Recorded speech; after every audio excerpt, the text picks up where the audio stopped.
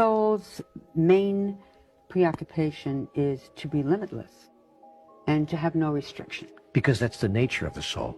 It is the nature of the soul itself. The soul is, by definition, that which knows no limitation. The soul is a mini version of a larger experience we call God, which is also limitless. And so what the soul seeks to experience is the aspect of itself that we call limitlessness, or total freedom. That doesn't mean that we have the freedom to go out and hurt people or do bad things.